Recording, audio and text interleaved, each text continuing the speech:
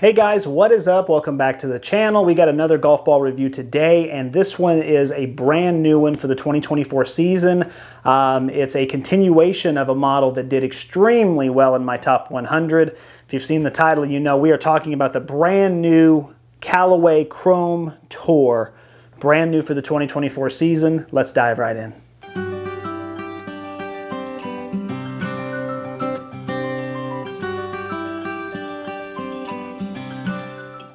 All right, so yes, as I said before, the Chrome Soft was one of my favorite golf balls I've ever tested on the channel, period. As far as from the average swinger perspective, 92 to 95, 96 mile per hour with a driver, I believe the Callaway Chrome Soft was the best tour, AAA tour ball on the market for that swing speed, period.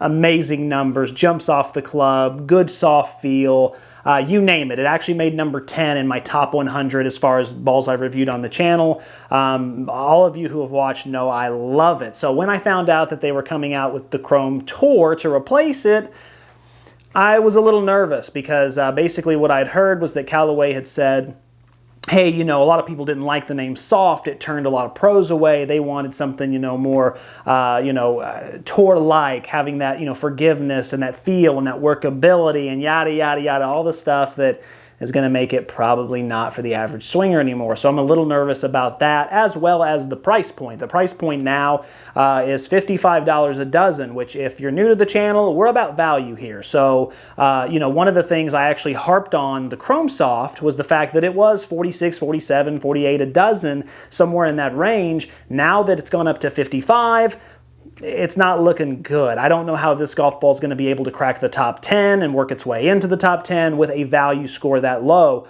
But here's what does save it in that regard is that you can still buy 3 of them and get a dozen for free. So that helps out a bunch. So really, this golf ball is going to have some pretty amazing numbers to match what the Chrome Soft did, being in 10th place. So without further ado, let's go ahead and dive into the design of the golf ball. Now look, I have the 360 triple track version here, as you can see.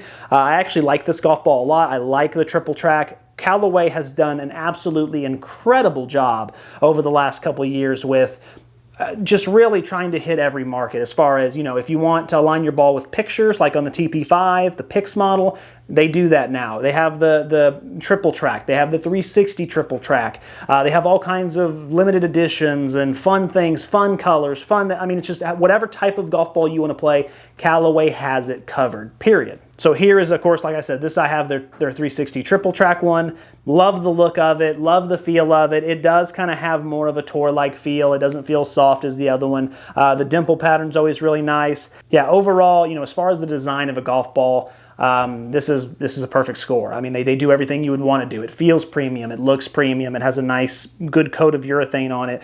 They offer different options. They have fun options. They have, more conservative options. Like, this is what you'd want. So Callaway, I won't spend a ton of time on it. Callaway knocks it out the park there. Let's go ahead and get into the putting green. Let's see how the chipping and putting is around the green, and then we'll get into the actual numbers. All right, so out on the putting green with the Callaway Chrome Tour. First thing I noticed with my wedges is I cannot believe how much good feedback there is. When you hit it really well, it lets you know, and when you mishit it, it is very, very apparent. It's almost obnoxious how much it lets you know when you mishit it, which is really good. Feedback's a really important thing. Sometimes it's hard to tell with other golf balls. Not the case here. Really great. And then once it comes off, the golf ball actually does have a little bit of stopping power, but for me, it's the right amount. Some golf balls just spin so much that even on chips, they stop on a dime. I'm not really into that. For me, it's more like I want the golf ball to check up a little and then just have a healthy roll right toward the hole. I don't want it bouncing left on me. I don't want it bouncing right. This golf ball covers all of that to an amazing degree. All right, now as far as the putter goes, same thing as the wedge. It has a really healthy amount of feedback. When you putt it and it's off the center, it has a nice little click. It feels buttery, it feels smooth, has a really amazing roll to go along with it as well. And when you mishit it, you're gonna know it. I mean, it's gonna, if it's off the toe, it's off the inside a little bit. Maybe you come up a little too high, you hit the bottom of it. it's going to be really apparent with how it gives you that feedback, and you're going to see it not only with the feel, but how the ball rolls as well. It's actually a really healthy amount that I would enjoy. This is how I enjoy my golf ball to be around the green. This golf ball might be for advanced players just because of that feedback system. There's a lot of two-piece golf balls out there that if you mishit them, they're actually going to give you pretty much the same roll, and you're only going to be maybe a couple feet shorter than you were going to be. So that's always what I recommend to intermediate beginner players. Take the forgiveness, take the feedback. But if you're someone who's really good around the greens, like, advanced, definitely tour level, scratch golf, you're looking for something, this is exactly how I want my golf ball to perform. It does a fantastic job all around, whether you're chipping, whether you're putting. I would say it's a 5 out of 5 performance, I'll be honest. Haven't had a golf ball react like this on the green in a long time. It's unique, it's different. So let's get inside, let's get to the numbers, and let's see how those did. Hopefully it can piggyback off of this, because I was super impressed with it around the green. All right, so as far as the chipping and the putting, really impressed there. Really good consistency, a lot more feedback than I would have expected, a lot more forgiveness than I would have expected. I'm really impressed there. That's awesome. So let's dive right into these numbers. Let's start out with the 50-yard pitch. We're just looking at spin here, and as you can see, 8,003. That's a pretty darn good number. Now, that is roughly just slightly higher than I got with the TaylorMade Speed Soft Ink. Sorry, that name for some reason has, but that's only about 200 better than that. So most golf balls now will spin on a 50-yard pitch pretty well. This one's very consistent, even on miss hits, which I like to see. So does the ball spin? Will it stick a green with a 50-yard pitch? Absolutely, as it should. It's a tour ball. It's a $55 a dozen tour ball. It should. So love to see that. Let's dive into the 9-iron now. Let's start off, of course, with the total distance here, 120.8, 120.6. Those numbers are actually really good. I like to see that. On your ball mile per hour speed, 95.4, and that's what I'm talking about. That was one of the things that I really enjoyed about the first Callaway Chrome Soft, was that even with the short irons, I got so much of a gain. Usually that doesn't happen. Usually tour balls are the opposite. Usually it's really bad numbers with the 9-iron, okay numbers with the 7-iron. And then when you get into the hybrid and the driver, it cranks up and it really performs well because the compression's harder. But the fact that I'm still able with short irons to get phenomenal numbers, I just love that about Callaway. That's the Chrome Soft / Chrome Tour now specifically.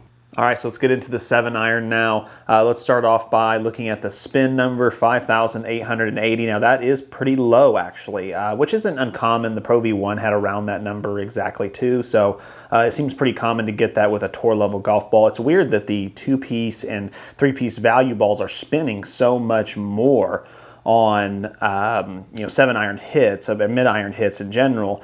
That's kind of interesting, but not bad there. So 113.1, that is astronomically high. Most of my followers will know that that's really high, but more on that in a second. It's actually 7 miles an hour over my average, so it's very significant.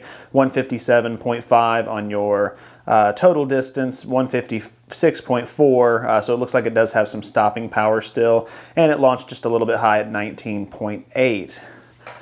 So with those numbers, those numbers are just incredible. Now, a lot of you might be like, oh, well, you got a new launch monitor, it's going to be... So when I got this number initially, I couldn't believe how I got some 115s, 116s, 117 was even in there as well. What was crazy about it was I actually went and got my swing caddy just to verify, and it verified perfect. Like, don't get me wrong, I've learned how to hit the ball a little bit better over the last couple months, but that's insane to get that type of response out of a tour ball from a mid-iron, at least on this channel. So that's astronomically high. I loved how the ball was coming off the club. It felt amazing. It felt like it had a lot of spring to it.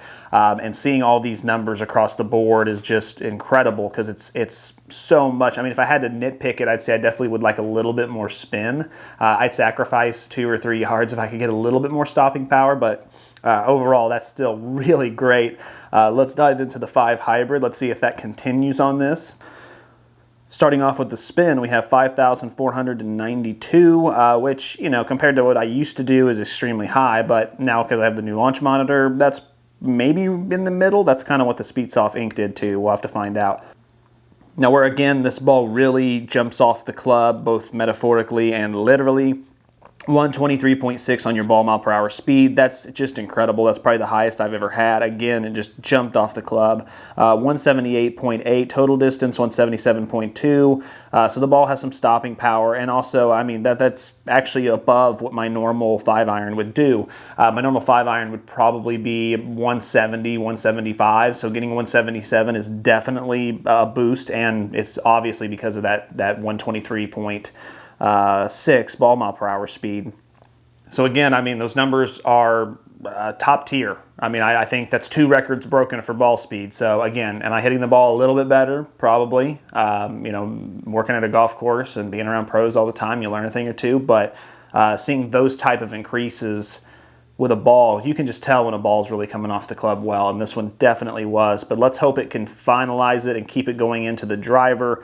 Looking at the driver spin, of course, we have 2,274, which is astronomically low. That's awesome. 238.9, which isn't in line with my average, but again, new launch monitor, that's distance is going to be weird for a while. But what's really impressive is the ball mile per hour speed, 143.6. That's about 8 more than my average, which is just awesome. 228.4 on your carry, which that's actually higher than my old average. So that's just an incredible number regardless. Whether the new launch monitor or old launch monitor, I think this one might just detect roll a little bit better. But across the board, I mean, those are exactly where I'd want them. 143.6, I think, is again another record. I'm looking here real quick just to see. I can't ever remember getting in that. No. I mean, I got 141.6 once. That was the previous record, was 141.6. That's not the record anymore. The Callaway Chrome Tour now holds that one. So record-breaking ball speed with the 7-iron, the 5 hybrid, and now the driver. That's pretty good. You know, I mean, I can't imagine what else I'd want. All right, so before I get into my final thoughts, I would like to talk about the durability real quick. Put through the whole ringer, about 60, 70 shots, you know, chipped with, things like that. The ball holds up very, very well. Most of it, from what you can feel, is pretty pristine. There is a scuff here where it looks like I might have hit maybe the bar, maybe a tree. I mean, you can tell it's a pretty bad scuff. I mean, it hit concrete or something. I mean, it's definitely bad enough, but that's pretty normal. So feeling the rest of the golf ball, it's really darn good. It really cleans up well. I would say it's a 4.5 or a 5 out of 5, depending. I'd have to do a little more testing, but it's top notch. You're going to be able to get to a round. Some of you, you know, if you like to really squeeze the life out of them, you might get a round and a half as long as you don't lose it. Love that. I mean, that's exactly what I would want a golf ball to do, especially a tour golf ball that costs as much as this. I would expect it to be pristine. All right, so in conclusion, you know, I said coming into this review that the Chrome Tour was going to have to just absolutely blow me away. Increasing the price point to $55 a dozen, right there with the Pro V1. I didn't love that move, just because, again, value is one of the biggest things I talk about on the channel. There's so many golf balls you can get that are a great value that still will do pretty much 99% of what other golf balls do, if not better sometimes. So in order for the Chrome Tour to crack the top 10 and actually even just maintain its spot in the top 100, it was going to have to improve on a lot of things that the Chrome Soft didn't have, or already had, excuse me, but then also add some things that it didn't have. It was going to have to really blow me away with design and performance and, you know, metrics and all that, because at $55 a dozen, it's just really hard for me to recommend a golf ball. But here's the thing, the Chrome Tour did all that. It did all that to a crazy high level. Coming in, I was really super nervous. I didn't want them to take my Chrome Soft away. I love the Chrome Soft, but adding the true feedback, firming it up just a little bit, just enough to where you can hear the feedback a lot better. The feel is 100 times better. It feels now like a tour ball. It feels, you know, still soft, but it ain't like soft and squishy. The feel's phenomenal. 9-iron performance, phenomenal. It checks up with the 50-yard pitch. 7-iron, a new record for ball speed. 5 hybrid, new record for ball speed. Driver, new record for ball speed. It absolutely jumps off the club. It's insane. With all that being said, okay, so the performance is all record breaking. It's all record setting. Durability is almost perfect or near perfect. Around the green, checks every box. What more do you want from a golf ball? I don't have, like, this is it. If I was, you know, to get, you know, one day good enough to play on tour and someone was like, hey, which company do you want to sign with? I'd want to sign with this one 100%. Like if it's my own money, you know, I'm looking for value, but if money was no object, I was gonna get all these golf balls for free.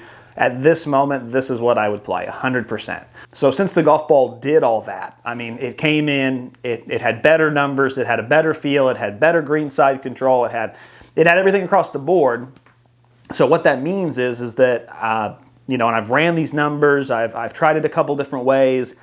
This golf ball not only stays in the top 10, it's actually going to go higher than that. And by higher than that, I mean at third place, which I know that seems crazy. That's, you know, I never imagined the Chrome Soft would be able to improve on so many different levels to get here, but I have to give credit where credit's due. I say that all the time. If a golf ball, whether I hate a company, even if Titleist does something really great, I have to give them credit for it.